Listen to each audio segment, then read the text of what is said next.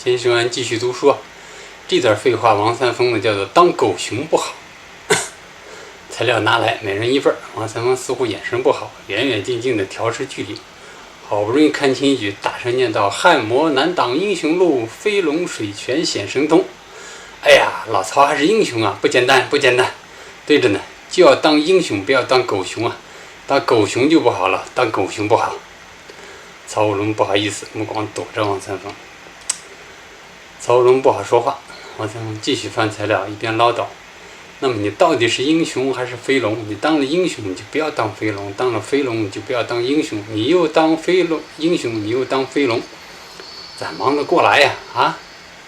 你说你忙得过来吗？咱们老曹可真是个大忙人啊！”曹武龙红了脸，只尴尬的笑。孙铁成远忘了不快。王三丰转转脑袋，疑惑地说：“哦，曹武龙是这三个字。以前我听人叫曹武龙，没听清，还以为是曹卧龙。我还想，龙卧到驴槽里干啥？可能不对，是不是曹乌龙？也觉得别扭。乌鸡见过，没见过乌龙啥样？哎，老曹，乌鸡下的蛋你见过吧？是青的。乌龙要下个蛋，你说是不是也是青的？”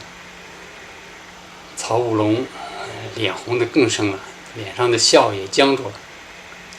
王三丰自言自语似的念叨：“看来老曹是屈才了，老曹是一条龙啊！乌龙是什么龙我说不大清，但只要是龙，就应该大海大洋里吞云吐雾。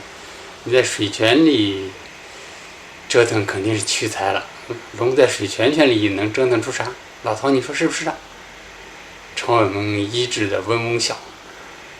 曹武龙尴尬的几是无地自容啊。好，拜拜，下回见。